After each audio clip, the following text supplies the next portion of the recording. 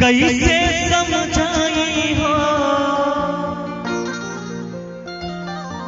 दिल हो के जुदा तो से जिया न जाई हो के चाँद जैसन के चाँद जैसन चेहरा तोहार दिल हमार ले गई। हमरे साजन नहीं आता दिल हमार ले पता बा और तू भाव में गाछ रहता रुए गीत के ठाकुर जी के याद करत तब गाओ और तगड़ा हो जाए गाना में और चार चांद लग जाए। वो तो है भाव में आइए। उनको सोच के तो हर गाना खूबसूरत हो जाता है। क्या बात और होना भी चाहिए। पत्नी के लिए पति का भाव होना चाहिए। जैसे हमारा राधा के लिए आपका भाभी के प्रति है और भाभी का आपके प्रति है। देखते हैं भाभी आज कितना सोनी लग रही है। आए हाय लेकिन एक चीज है पहचान नहीं आपकी नहीं। अरे एकदम पहचान लेकिन एक चीज है भैया से ज्यादा अच्छी भाभी लगती है। एकदम नहीं। आपसे भी अच्छा ठाकुर जी लगते हैं। वो तो है वो तो है वो तो मैं मानती हूँ वो है एकदम। लेकिन हाँ हमरो कोनो जोड़ नहीं थे हमहू बेजोड़ बानी हूँ। वो तो है एकदम। आइए अब याद है आपको क्या हम कितने अच्छे लगते थे पहले। अब ये ना ट्रैक चेंज कर रहे हैं अब गाने पे आइए।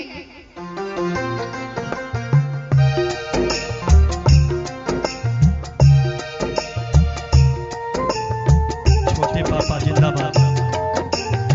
क्या बात छोटे पापा जिंदाबाद।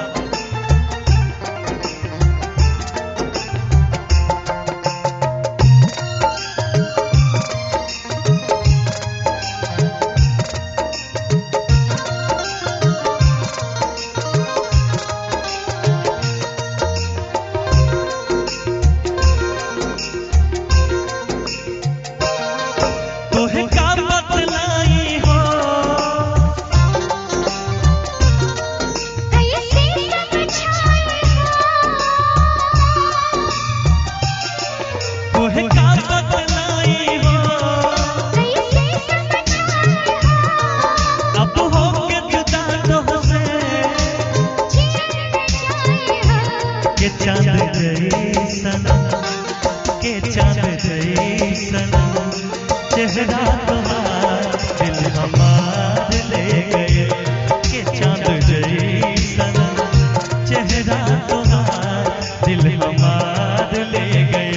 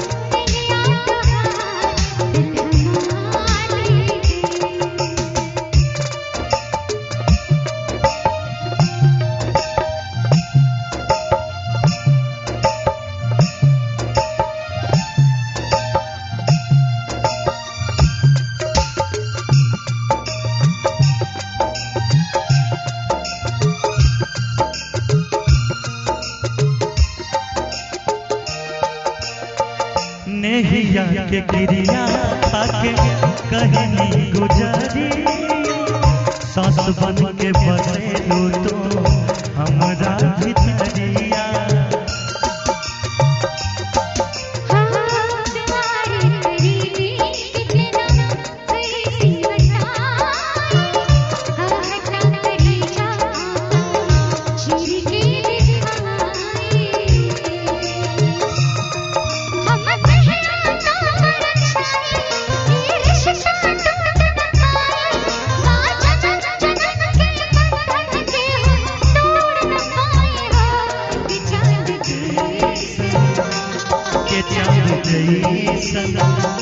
चेहरा तो दिल हमार ले गए।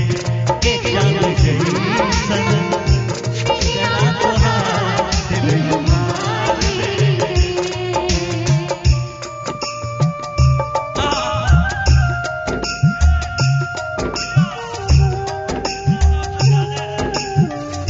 क्या बात है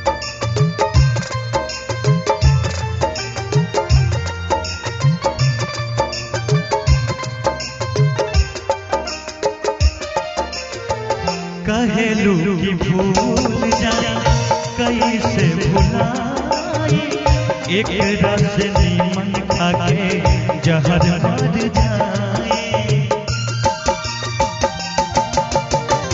रात दिनवा सन कब हुनाई हमरो मिलिया सैया दुहरा के जाए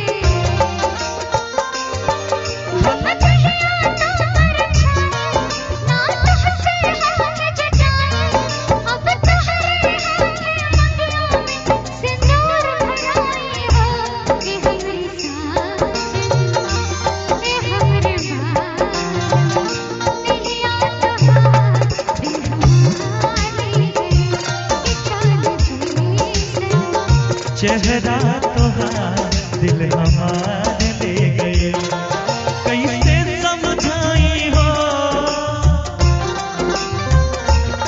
कि तुहे पावत नाई हो कैसे समझाई हो अब तुझसे हाथ जटा जीत जाई हो के चांद जैसन के चांद जैसन चेहरा तोहार दिल हमार ले गए के चांद जैसन चेहरा तोहार दिल हमार ले गए ये हमरे साजन मिलिया तोहार दिल हमार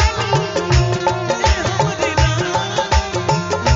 चेहरा तोहार दिल हमार ले गए साजन नैया तोहार दिल हमार ले गए ए हो करे जा अरे नहिया तोहार दिल हमार ले गए क्या बात है पड़ताली होना चाहिए सरकार क्या बात है कौन सा भैया आपका कौन सा